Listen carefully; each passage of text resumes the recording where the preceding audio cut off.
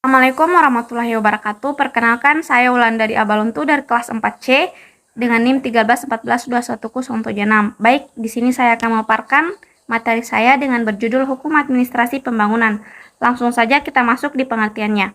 Hukum administrasi pembangunan merupakan sebuah disiplin hukum yang berkaitan dengan pembangunan dan penerapan regulasi dalam konteks administrasi publik.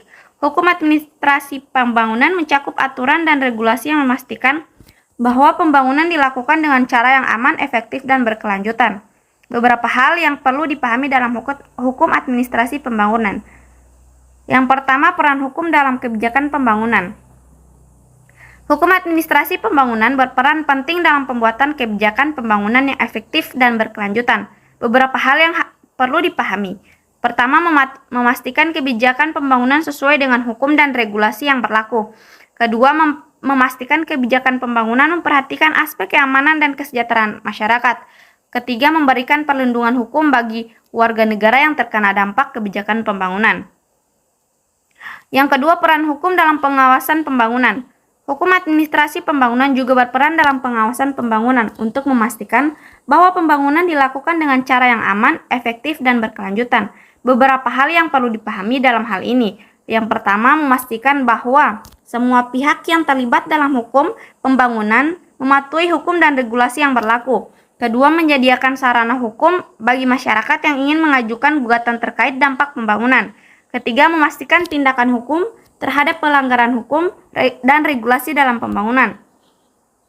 Hukum administrasi pembangunan sangat penting dalam menjaga keberlangsungan pembangunan yang berkelanjutan dan sejalan dengan prinsip-prinsip hukum. Oleh karena itu, penting untuk memahami dan menerapkan hukum administrasi pembangunan dengan baik dalam setiap tahapan pembangunan satu daerah. Hukum administrasi pembangunan memiliki beberapa aspek, antara lain yang pertama, perencanaan pembangunan. Aspek ini mengatur tentang tata cara perencanaan pembangunan, mulai dari penyusunan rencana pembangunan hingga pelaksanaan rencana tersebut.